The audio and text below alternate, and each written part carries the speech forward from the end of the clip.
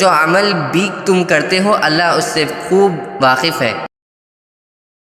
اعوذ باللہ من الشیطان الرجیم، بسم اللہ الرحمن الرحیم۔ یا ایہا الذین آمنوا اذا تداینتم بدین إلى أجل مسمى فاكتبوه وليكتب بينكم كاتب بالعدل ولا يأب كاتب أن يكتب كما علمه الله فليكتب وليملل الذي عليه الحق وليتق الله ربه ولا يبخس منه شيئا فإن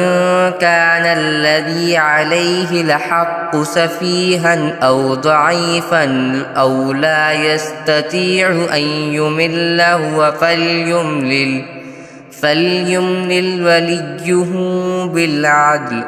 واستشهدوا شهيدين من رجالكم فإن لم يكونا رجلين فرجل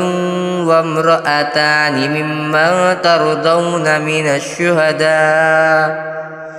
الشهداء أن تضل إحداهما فتذكر إحداهما الأخرى ولا يأبى الشهداء إذا ما دعوا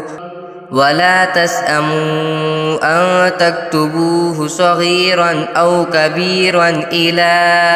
أجله ذلكم أقسط عند الله وأقوم للشهادة وأدنى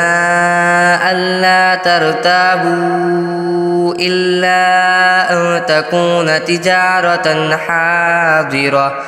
حاضرة تديرونها بينكم فليس عليكم جناح ألا تكتبوها وأشهدوا إذا تبايعتم ولا يضار كاتب ولا شهيد وإن تفعلوا فإنه فسوق بكم واتقوا الله ويعلمكم الله واللہ بكل شيء علیم۔ اے ایمان والو، جب تم کسی معین میعاد کے لیے ادھار کا کوئی معاملہ کرو تو اسے لکھ لیا کرو، اور تم میں سے جو شخص لکھنا جانتا ہو انصاف کے ساتھ تحریر لکھے، اور جو شخص لکھنا جانتا ہو لکھنے سے انکار نہ کرے۔ جب اللہ نے اسے یہ علم دیا ہے تو اسے لکھنا چاہیے، اور تحریر وہ شخص لکھوائے جس کے ذمہ حق واجب ہو رہا ہے، اور اسے چاہیے کہ وہ اللہ سے ڈرے جو اس کا پروردگار ہے، اور اس حق میں کوئی کمی نہ کرے۔ ہاں، اگر وہ شخص جس کے ذمہ حق واجب ہو رہا ہے ناسمجھ یا کمزور ہو یا کسی اور وجہ سے تحریر نہ لکھوا سکتا ہو تو اس کا سرپرست انصاف کے ساتھ لکھوائے، اور اپنے میں 2 مردوں کو گواہ بنا لو۔ ہاں، اگر 2 مرد موجود نہ ہوں تو 1 مرد اور 2 عورتیں ان گواہوں میں سے ہو جائیں جنہیں تم پسند کرتے ہو، تاکہ اگر ان 2 عورتوں میں سے ایک بھول جائے تو دوسری اسے یاد دلا دے، اور جب گواہوں کو گواہی دینے کے لیے بلایا جائے تو وہ انکار نہ کرے، اور جو معاملہ اپنی میعاد سے وابستہ ہو چاہے وہ چھوٹا ہو یا بڑا اسے لکھنے سے ایکتاؤ نہیں۔ یہ بات اللہ کے نزدیک زیادہ قرین انصاف اور گواہی کو درست رکھنے کا بہتر ذریعہ ہے،